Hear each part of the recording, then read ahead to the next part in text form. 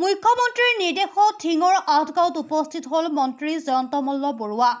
বিগত 15 দিনে নগৰৰ বিভিন্ন অঞ্চলত সন্ত্ৰাসৰ সৃষ্টি কৰা বাঘটো যোৱা 3 দিনে ঠিঙৰ আঠগাঁৱৰ এটা জংঘলত সোমাই আছে, কিন্তু আজি পৰ্যন্ত পিঞ্জৰাবদ্ধ কৰিবলৈ সক্ষম নহ'ল বন বিভাগৰ দল।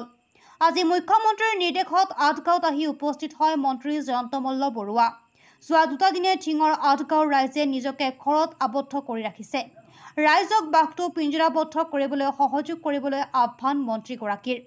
ইয়াৰ উপৰিও যিকোনো প্ৰকাৰে বাঘটোক পিঞ্জৰাবদ্ধ কৰিবলৈ প্ৰয়োজন হোৱা সকলো সুবিধা বন বিভাগৰ দলক দিয়াৰ কথাও উল্লেখ কৰে মন্ত্ৰীগৰাকীয়ে।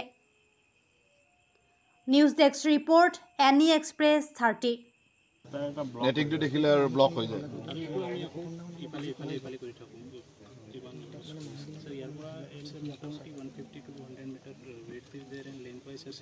এটা বাঘৰ আতংক আছে আৰু আমাৰ বন বিভাগ আৰু তাৰ লগত জড়িত সকলোৱে চেষ্টা চলাই আছে যে কি ধৰণে ৰাইজক নিৰাপত্তা দিব পৰা যায়। নিশ্চয়কৈ 4-5জন লোক আহত হৈছে যদিও এতিয়ালৈকে বাঘৰ সম্পূৰ্ণ ক'ত গৈ আছে, কি গৈ আছে, গোটেইখিনি তথ্য বন বিভাগে সুন্দৰভাৱে আহৰণ কৰিব পাৰিছে। আৰু যিহেতু এইটো যথেষ্ট ঘন বাহনী বাৰী, গতিকে ইয়াত তৎক্ষণাত ভিতৰত সোমাই যায় আৰু সন্ধিয়া এটা সময়তে ওলায়। গতিকে সেই সময়টোৰ কাৰণে যি ধৰণৰ বিজ্ঞানসন্মত ব্যৱস্থা আৰু ক'তো ক্ষতি নোহোৱাকৈ বিজ্ঞানসন্মত ব্যৱস্থাৰে কেনেকৈ ধৰিব পৰা যায় তাৰ কাৰণে বন বিভাগে সম্পূৰ্ণ চেষ্টা চলাইছে। আৰু ময়ো মাননীয় মুখ্যমন্ত্ৰী ডাঙৰীয়াৰ নিৰ্দেশত ইয়ালৈ আহিলোঁ ইয়াৰ ৰাইজক আশ্বস্ত কৰিবৰ কাৰণে। আৰু বন বিভাগে লগতে বিভাগসমূহে যাতে সক্ৰিয়তাৰে কাম কৰি অতি শীঘ্ৰে ৰাইজক নিৰাপত্তাৰ কামখিনি কৰি দিব কাৰণে। এইটো খেতিৰ বতৰ, গতিকে ৰাইজে খেতি বাতি কৰাৰ সময়তো কিছু অসুবিধাৰ সৃষ্টি হৈছে বা এই অঞ্চলটোৰ যিটো পৰিৱেশ, সেই পৰিৱেশতো ৰাইজ অলপ হ'লেও সন্ত্ৰাসিত হৈ আছে। গতিকে সেই পৰিৱেশটো কেনেকৈ নোহোৱা কৰিব পাৰি তাৰ কাৰণে মই মাননীয় মুখ্যমন্ত্ৰী ডাঙৰীয়াৰ নিৰ্দেশত ইয়ালৈ আহি গোটেই বিভাগসমূহক, বিশেষকৈ বন বিভাগৰ লোকসকলক লগ পালোঁ। আৰু য'ত যি সাহায্য লাগে, তেখেতসকলক যদি এক্সট্ৰা ছাপোৰ্ট লাগে, এক্সট্ৰা মেন পাৱাৰ লাগে বা কিবা বস্তুৰ প্ৰয়োজন হয়, গোটেইখিনি ছাপোৰ্ট লৈ যাতে খুব সোনকালে ৰাইজক সুন্দৰভাৱে সুৰক্ষা দিয়াৰ কামটো কৰিব পাৰে, সেই কামৰ কাৰণে আজি ইয়ালৈ আহিছোঁ। বন বিভাগে কি পদক্ষেপ গ্ৰহণ কৰিছে? বন বিভাগে ইতিমধ্যে মাচাং বনোৱা বা নেটিং কৰা বা তেনেকুৱা ধৰণে কেমেৰা ইত্যাদি লগাইছে। গোটেই ব্যৱস্থাটো বন বিভাগে সম্পূৰ্ণভাৱে কৰি আছে।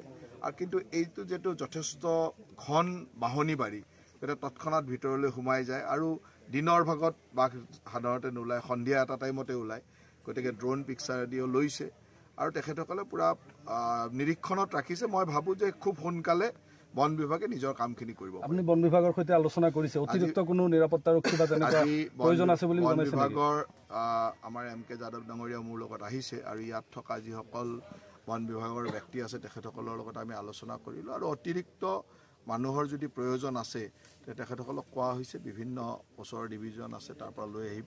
গতিকে সেইবিলাকত অসুবিধা নাই। আৰু যিখিনি সামগ্ৰীৰ প্ৰয়োজন আছে সেইখিনিও ইতিমধ্যে আহি পাইছে আৰু কিছু আহিও পাব অলপ কিছু। কিন্তু বিগত 16টা দিনে ইয়াত আতংক সৃষ্টি কৰিছে, কিন্তু বন বিভাগ যে বিফল হৈছে, এইটো ঠিক এনেকুৱা নহয়। কাৰণ এটা জীয়া বাঘ, তাক জীৱনতে ধৰিব লাগিব।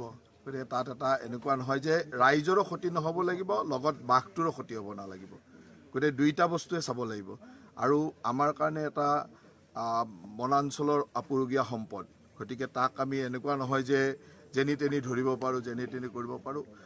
নিশ্চয়কৈ তাক যথেষ্ট চেষ্টা চলাই থকা হৈছে আৰু মই ভাবোঁ যে 2 দিনতে ইয়াৰ সুন্দৰ সমাধান এটা ওলাব।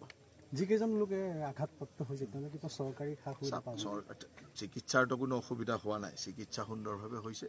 আৰু তেনেকুৱা আঘাতপ্ৰাপ্ত মানে এনেকুৱা নহয় যে আমাৰ এজনটো আমাৰ ষ্টাফৰ ফৰেষ্টৰে মানুহ, আৰু আমাৰ সেইখিনি চিকিৎসাৰ ক্ষেত্ৰত কোনো অসুবিধা নাই। কাৰণ ইয়াততো আৰু কোনো নিহত হোৱা নাই, আহত হৈছে। আৰু ৰাইজকো এই সাৱধানতা অৱলম্বন কৰিবৰ কাৰণে মই অনুৰোধো কৰিছোঁ। আৰু বন বিভাগক যিমান পাৰে সহযোগ কৰক, যাতে বন বিভাগে নিজৰ কাম সুন্দৰভাৱে। অভিযান কালত দেখা গৈছে খেতিপথাৰ বহুতো নষ্ট হৈছে, JCB দি খেতিপথাৰ নষ্ট হৈছে। আৰু এটা কথা ঠিক যে এই অঞ্চলৰ ৰাইজে সহযোগো কৰিছে। বন বিভাগে ইতিমধ্যে মোক জনাইছোঁ যে ৰাইজে যথেষ্ট সহযোগ কৰিছে। স্থানীয় ৰাইজে সকলো তথ্য দি আছে কাৰণে সুবিধা হৈছে। কিন্তু এই অঞ্চলটো এনেকুৱা যে যথেষ্ট সংখ্যক গাহৰি বা বনৰীয়া গাহৰি আছে, খোৱা খাদ্য পাইছে।